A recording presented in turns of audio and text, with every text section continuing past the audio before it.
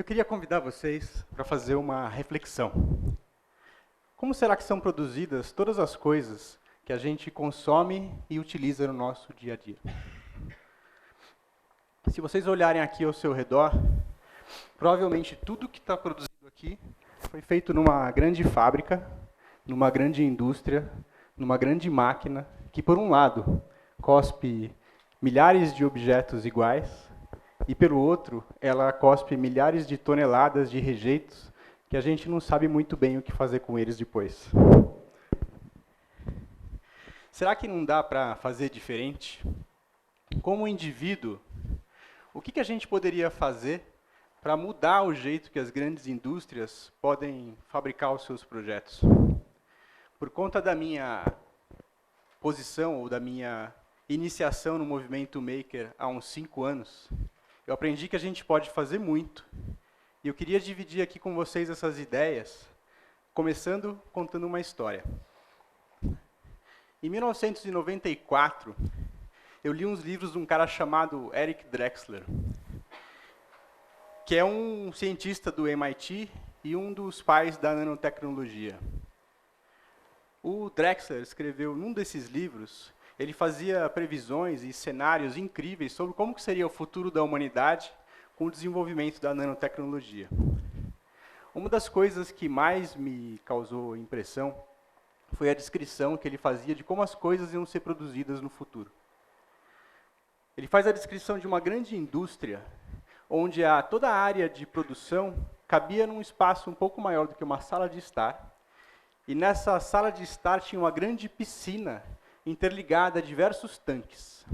Nesses tanques, tinham todo o material necessário para construir qualquer coisa. Eram carbono, fibras estruturais ou motores pré-montados. Alguns momentos depois, ou algumas horas depois do comando dado no computador para começar a fabricação, emergiam magicamente dessas piscinas os produtos prontos, acabados, prontos para o uso. A fabricação era extremamente limpa e sem rejeitos. Primeiro eu tive que ler algumas vezes para tentar entender como aquilo funcionava, porque não cabia na minha cabeça produtos que saíam de uma piscina. Depois eu pensei, beleza, ficção científica. Mas para o Drexler, isso era possível devido a umas nanomáquinas que ele chamava de molecular assemblers. Essas máquinas muito pequenas, imagine que nessas piscinas existiam essas máquinas muito pequenas do tamanho de uma bactéria, e existiam milhões e milhões dessas ali dentro. Essas máquinas tinham a capacidade de se autorreplicar, e além disso, elas seguiam instruções para posicionar precisamente, átomo por átomo, molécula por molécula, daquele objeto que estava sendo construído até a gente ter o objeto final. Além disso, isso só era possível porque toda a informação necessária para construir esse objeto estava embutida no próprio material.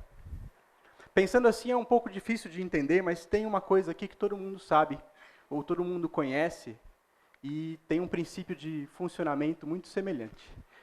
Num desses blocos de brinquedo, está embutida toda a informação necessária para construir qualquer coisa. Ou seja, a sua forma, o número de encaixes, ou mesmo a sua cor, tudo isso faz com que eu possa montar e desmontar esse brinquedo indefinidamente, e por isso que a informação está embutida no material.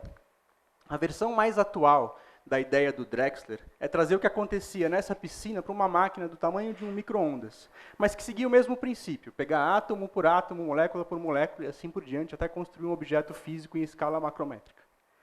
Bom, para encurtar essa história e para terminar essa história, exatos 20 anos depois de ter lido o livro do Drexler, eu imprimi isso aqui num Fab Lab usando uma impressora 3D.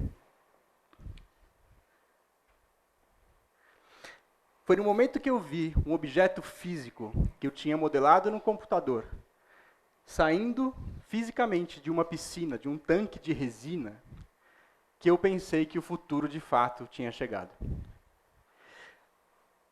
Esse tipo de impressão não é exatamente o mesmo que aconteciam lá na piscina dos Drexler, mas a questão é que a gente está no caminho, e eu queria explicar o porquê. Há 5 anos atrás, a The Economist publicou uma matéria que diz que a gente está passando pela terceira revolução industrial, a da digitalização da produção.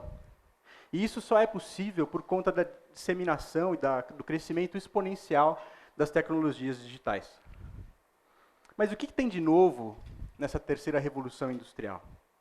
O que ela tem de mais importante? Eu queria passar com vocês rapidamente os últimos 200 anos das revoluções industriais em 5 minutos. Bom, vamos lá. Na primeira revolução industrial, na passagem do século XVIII para o XIX, o homem conseguiu mecanizar o trabalho braçal com as máquinas a vapor. Além do impacto enorme que isso teve na humanidade positivo, ele também trouxe outros impactos negativos, que eu queria salientar dois deles, a urbanização desenfreada e a poluição. Em alguns lugares da Inglaterra, era impossível enxergar o sol devido à quantidade de fumaça que saía pelas chaminés. Continuando a nossa história, no final do século XIX, Henry Ford visitou um matadouro, ou uma linha de desmontagem, e teve a ideia de inverter o processo. E com isso ele simplesmente inaugurou a segunda revolução industrial, a da linha de montagem móvel e da produção em série. A gente continuou com os mesmos problemas da primeira revolução industrial, mas apareceram outros. A gente pode dizer que ali nascia a alienação do trabalhador, que passava horas e horas em turnos enormes de trabalho, fazendo tarefas repetitivas em prol do aumento da produção. Mas o fato é que a produção em série virou um novo paradigma e milhões de automóveis do modelo T saíram de, mais precisamente uns 15 milhões, saíram de Detroit para o mundo. Bom, esses carros todos agora precisavam achar os compradores. E aí tem um outro subproduto da segunda revolução industrial, que eu particularmente acho que é tão nocivo ou mais nocivo que a poluição, que é a propaganda. Nascia aí a profissionalização da propaganda e do marketing, que perdia a inocência de simplesmente descrever as qualidades dos seus produtos, para passar a ter como objetivo principal criar desejo onde não há necessidade. Coincidentemente, a gente acabou de passar pela Black Friday ontem, e vendo aquelas pessoas se acotovelando para comprar produtos que não precisam, a um desconto que não existe, dá para dizer que a gente continua bem influenciado pelo marketing, mesmo mais de 100 anos depois. Enfim, para terminar esse resumo, no final do século XX, a gente conseguiu otimizar a produção em série de uma forma que era inimaginável para o Henry Ford. Mas, apesar da aparente modernidade dessa imagem aí cheia de robôs, o que mudou de fato na indústria nos últimos 100 anos? A gente pegou a poluição, a desigualdade, o desenvolvimento urbano acelerado e descontrolado, a alienação, empacotou e deu um nome bacana de externalidade, que é basicamente a diferença entre o preço que o mercado paga por um produto e o seu custo social real. Para deixar mais fácil de entender, a gente poderia trocar aquele gráfico bacana por essa imagem aqui. Externalidade é o termo que foi inventado para dizer aonde que está o custo da existência de um lugar como esse, das milhares de pessoas que vivem aí no meio do lixo. Tem um outro exemplo ainda, que eu queria deixar mais claro para vocês. Vocês acham que uma coisa que gasta tudo isso de energia e de material para ser produzida, pode ter esse preço? Ou seja, quem está pagando essa diferença de custo? Quem está pagando é o planeta. É meio piegas falar isso, mas é verdade. Quem está pagando a conta é o planeta. Só que a carteira dele está meio vazia, e essa conta que não fecha está voltando para todos nós.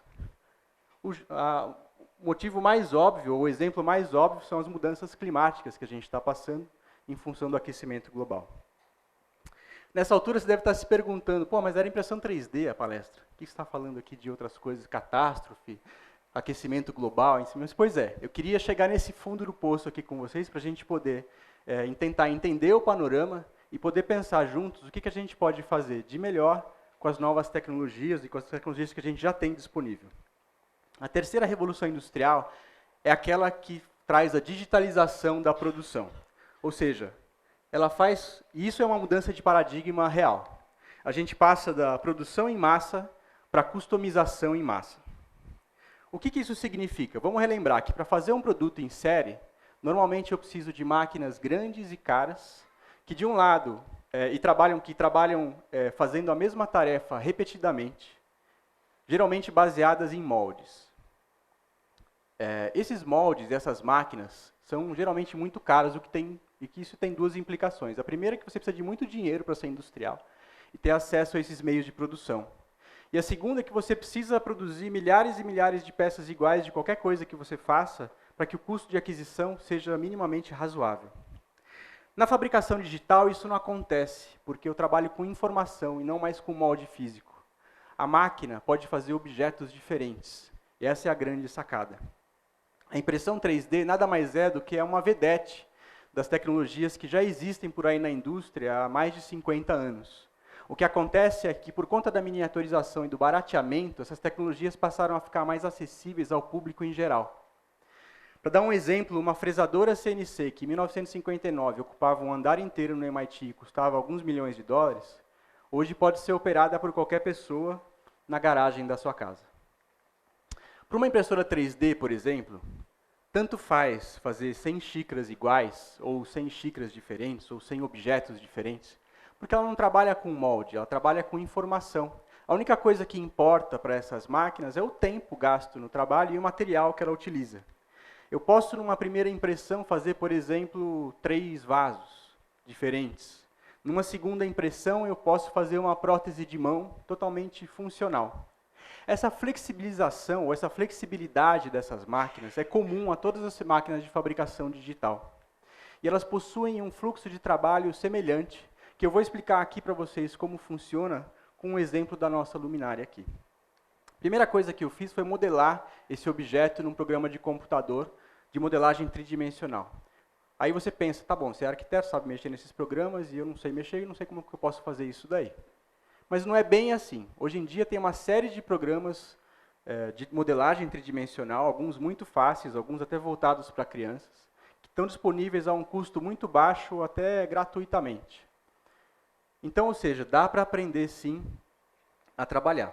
Mesmo que você não queira, você pode acessar uma das plataformas online disponível que tem por aí, onde as pessoas simplesmente fazem seus projetos e disponibilizam os produtos prontos para o download. É só você baixar e construir.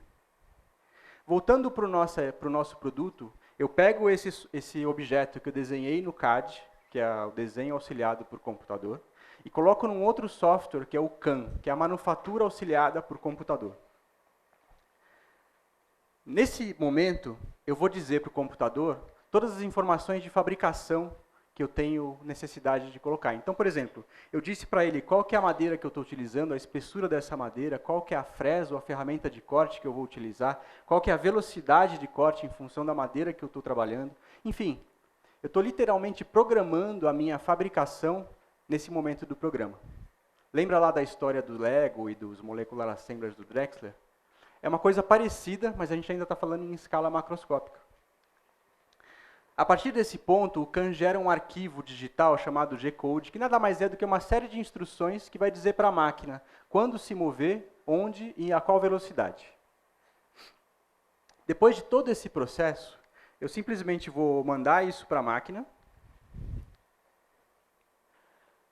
e ela vai simplesmente executar esse código de forma que, no final desse processo, eu vou ter ou um produto pronto, por exemplo, no caso de uma impressão 3D, ou no caso do que a gente tem aqui, uma série de peças prontas que eu posso simplesmente montar.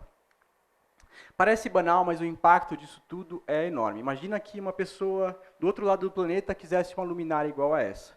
Na manufatura tradicional, eu tenho que fazer isso daqui, localmente, e mandar isso para o outro lado do mundo fisicamente. Imagina, esse custo às vezes é maior do que o custo de produção da peça, fora o custo ambiental de mandar isso daqui até o outro lado do planeta. Como a gente está falando de um arquivo digital, de fabricação digital, eu simplesmente envio um arquivo, o cara lá na China pega esse arquivo, vai até um makerspace, fabrica a sua própria luminária, ou se ele preferir, ele terceiriza isso, um serviço terceirizado de corte, por exemplo. Isso é possível devido à disseminação desses espaços de fabricação digital. Para a gente falar só de uma rede, a dos Fab Labs, já são mais de 1.200 espalhados pelo mundo, e aqui no Brasil são mais de 40. Esses makerspaces ou Fab Labs são espaços onde as pessoas podem ter acesso a essas ferramentas de fabricação digital de uma maneira fácil e rápida, e com isso tirar suas próprias ideias do papel. Apesar dessas máquinas todas serem maravilhosas, o impacto, o aspecto que eu gostaria de salientar da terceira revolução industrial é o impacto disso no consumo. Saber ou conhecer como as coisas são feitas te dá um poder impressionante. Isso não significa que agora a gente vai passar a fabricar tudo que a gente consome ou utiliza, mas ter esse conhecimento faz com que a gente possa analisar e escolher melhor o que a gente consome. Eu brinco que ter esse conhecimento não faz você não comprar mais absolutamente nada por impulso. A minha brincadeira é que essa é uma espécie de maldição maker. Quando eu preciso comprar alguma coisa, a primeira coisa que eu faço é pensar se eu não podia fazer aquilo. Se eu não posso fazer, eu penso se vale o dinheiro que eles estão me pedindo. E nesse meio tempo, eu acabo nem fazendo e nem comprando, o que significa que é bom, eu não precisava mesmo daquilo lá. E o planeta agradece a minha história. Não tem nada que obrigue a gente a comprar uma coisa que a gente não precisa ou que cause algum mal para o planeta. Nada. Se a gente parar de comprar o que a gente não precisa, as empresas não vão simplesmente sumir ou desaparecer. Elas vão achar novas e melhores maneiras de fazer os seus produtos e agradar os seus clientes, porque esse é o papel das empresas. Por isso que é importante se perguntar, de onde que vem a minha roupa, a comida que eu como, de onde que vem os móveis da minha casa?